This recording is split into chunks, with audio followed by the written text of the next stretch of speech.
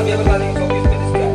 जैसे 35 बताएंगे तो कहेगा सर अच्छा 35 है, इसके बाद प्लस 5 प्लस क्या करा है 75 का 16% का मतलब बटे 100 बराबर 16 नहीं ना है। बताइए 25 दिया 25 चौके 4 चौक x का 5% बराबर कितना हुआ 16 माइनस 4 दिया 12 बता दिए बता दीजिए तो 5 से घटाओ क्या बार x बटे 20 बराबर कितना हुआ 4। एक घड़ी को 15% लाभ पर बेचा गया, ठीक। यदि उसे 600 रुपया में बेचा जाता तो 20% का लाभ होता। तो क्रय मूल्य 100 मान लेते हैं। बोला यदि उसे 600 में बेचा जाता विक्रय मूल्य कितना होता, यदि विक्रय मूल्य कितना होता 600 है तो लाभ मेरा कितना होता 20%। कोई दिक्कत 20% का मतलब 120, 30% का मतलब 40% का मतलब इसका मतलब है कि मेरा विक्रय मूल्य 120 होगा। यही बराबर क्या दिया है तो मेरा कह रहा है कि उसका विक्रय मूल्य बताएं, मतलब पहले वाला सेलिंग प्राइस। तो पहले वाला सेलिंग प्राइस क्या है, इस पे 15% लाभ हो रहा है, लाभ हो रहा है 15%। तो विक्रय मूल्य कितना होगा 120 बराबर 600, 115 बराबर क्या होगा 600 बटे 120 गुना 100 12 पंचे 115 पंचे 575 रुपया। यही इसका क्या होगा सेलिंग प्राइस, पुराना सेलिंग प्राइस होगा। यही इसका होगा आपका पूरा। कल भी बता दिया क्वेश्चन। हम अपनी गाय 5% घाटे पर बेचता है। मान लेते हैं कि गाय का क्रय मूल्य क्या है 100, तो 5% घाटे पर बेचेगा, 95 बेचेगा नहीं बेचेगा, क्योंकि लॉस क्या आ रहा है, हानि क्या आ रहा है, हानि हो रहा है 5%। कह रहा है क्या है यदि उसे, सुनिए ध्यान से, यदि उसे 150 रुपया अधिक में बेचते, 150% अधिक में बेचते तो कितना लाभ होता 20% का लाभ होता। 120 होता कि नहीं, फिर सुनो 20% का लाभ हुआ तब ना 120 लिखे, 5% का हानि था तब ना 95 लिखे। अब 95 से जो हम 120 तक गए तो कितना का अंतर हुआ 25 का, वही 25 बराबर 150 है। इसका मतलब वही 25 बराबर 150, एक बराबर क्या होगा 6। तो क्रय मूल्य मेरा क्या है 100 बराबर क्या होगा 600। यही उस वस्तु का क्रय मूल्य को बोलते हैं सीपी, कॉस्ट प्राइस। ठीक है, क्या समझे कि 95 में बेचने के बदले 120 में बेच दिए तो कितना का डिफरेंस हो गया 95 से 120, 25 का। तो यही 150 कारण हमको ऐसा हुआ, यही 150 बराबर होगा कितना, यही 150 होगा। तो यही 25% बराबर 150, तो 100 बराबर क्या होगा 25 6 की 150, 1 बराबर 6 तो 100 बराबर 600। क्लियर हुआ ये कि सुनिएगा ध्यान से, किसी वस्तु का विक्रय मूल्य क्रय मूल्य का कितना है, इसका मतलब है, सुनिए विक्रय मूल्य को क्या बोलते हैं एसपी, और क्रय मूल्य को सीपी का 3 बटे क्या है तो सीपी के नीचे ले आए, बोलो एसपी बटे सीपी क्या होगा 3 बटे 4, 4 बटे 3 क्यों होगा, खाली सीपी को नीचे लाए। गुना जब बराबर से इधर आता है तो भाग में बदलता है, समझ में आ रहा है ना, आ रहा समझ में। देखिए विक्रय मूल्य कितना है, खरीदे कितना में 4 टका खरीदे 3 टका बेच दिए, लाभ की हानि, क्या टका हानि, हानि बराबर हुआ 1। ध्यान से बोलिएगा आप लोग। अच्छा हानि प्रतिशत बोल रहा है, हानि प्रतिशत बराबर क्या था, हानि प्रतिशत फिर से बोलो, हानि गुना 100 बटे, तो हानि है 1 गुना 100, क्रय मूल्य क्या है 4, कितना परसेंट 25% की हानि। लाभ परसेंट बराबर क्या होता है लाभ गुना 100 बटे क्रय मूल्य। लाभ हो या हानि हो किस पर होता है, सबसे नीचे क्रय मूल्य रखते हैं। और छूट किस पर होता है, अंकित मूल्य पर। जब अंकित मूल्य पर छूट देते तो वो क्या बन जाता है, विक्रय मूल्य या क्रय मूल्य। दुकानदार के लिए विक्रय मूल्य, ग्राहक के लिए है ना। कह रहा है क्या, पढ़ रहे हैं क्वेश्चन, सुनिएगा सब ध्यान से। एक व्यक्ति ने एक सामान खरीद कर 10% घाटे पर बेच दिया। यदि उसे 20% कम में खरीदता और 55 रुपया अधिक में बेचता तो 40% का लाभ होता। ध्यान सुनिएगा, मान लेते हैं कि वस्तु का क्रय मूल्य क्या माने 100 रुपया है। ध्यान सुनिएगा, ठीक है। बोला कि एक व्यक्ति ने एक सामान खरीद कर कितना में खरीदा, वो 100 में खरीदा, कितने में बेच दिया 90 में। कोई दिक्कत किसी को? 10% घाटा का मतलब 10% लॉस में बेच दिया। बोला कि यदि वह इसे 20% कम में खरीदता तो कितना में खरीदता? कहीं कोई दिक्कत किसी को? 80 में खरीदता और क्या रुपया अधिक में बेचता? 55 रुपया अधिक में बेचता। 55 ऐसे करके लिखेंगे, ठीक है। 55 रुपया अधिक में बेचता तो 40% का लाभ होता। अच्छा, लाभ होने किस पर होता है? लाभ होने क्रय मूल्य। अब क्रय मूल्य मेरा क्या हो गया 80। अब इस पर हमको लाभ होगा 40%। तो 100 पर नहीं होगा, किस पर होगा 80 पर।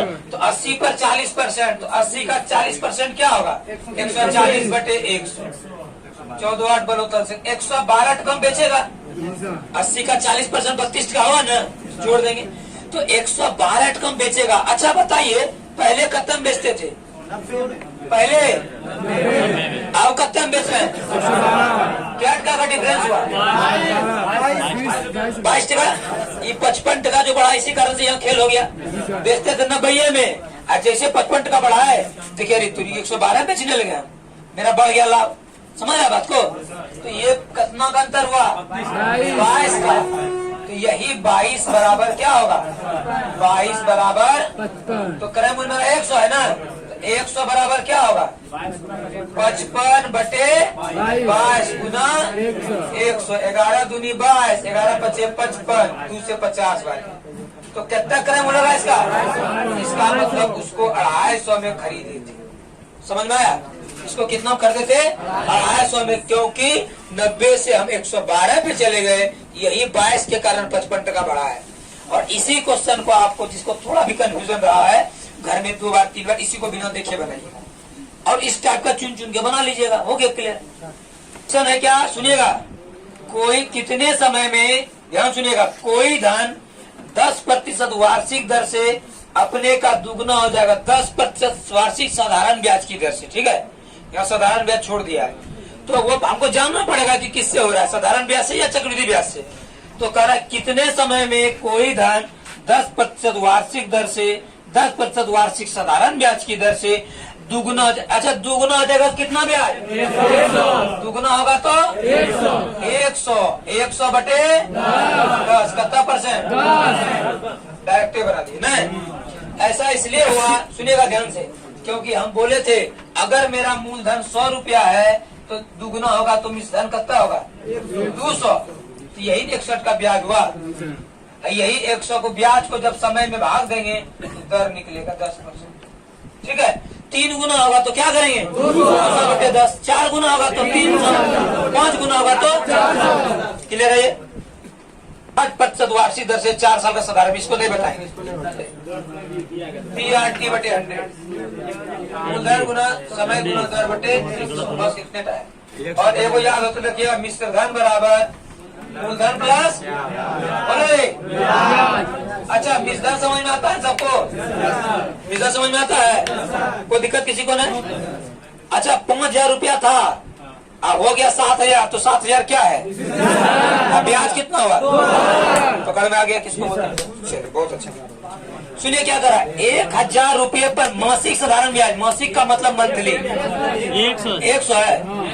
100 रुपये पर उसको 1000 कर दो ना, मिस्टेक है, बना के वही सब बन गया। चलो अल्लाह ने जो लिखा उस पर बनाते हैं, ठीक है। नहीं होगा तो सुन के 100 रुपये पर मासिक साधारण ब्याज, मासिक का मंथली 15 रुपया ब्याज का रेट करा है। अच्छा, एक बात बताइए, कितना ब्याज दिया है 15। ब्याज बराबर क्या होता है मूलधन। मूलधन कितना दिया है 100।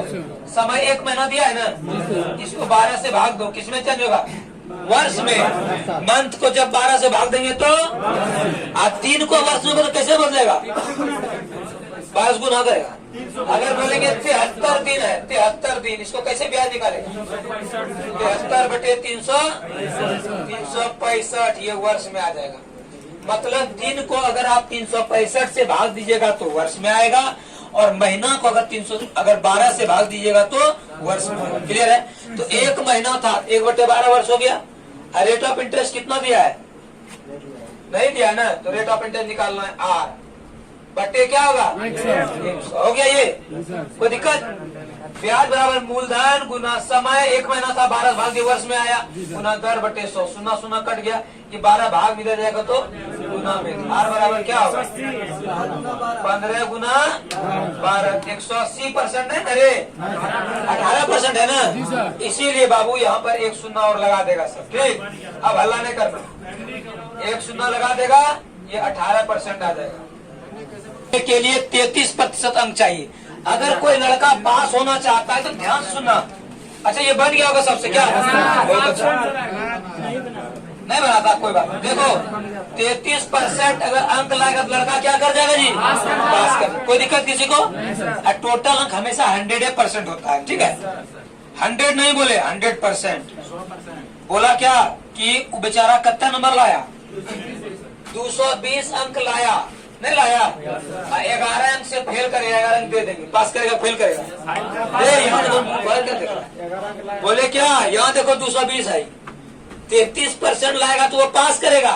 उसने 220 अंक लाया और 11 अंक से फेल किया, जे अंक से फेल किया तुम दे देंगे, पास करेगा कि नहीं करेगा? इसका मतलब यही पास कर गया, नहीं कर गया पास? तो पास पास बराबर, तो 33% बराबर कितना होगा? 231, 7 बार में कटेगा, 1% बराबर क्या होगा?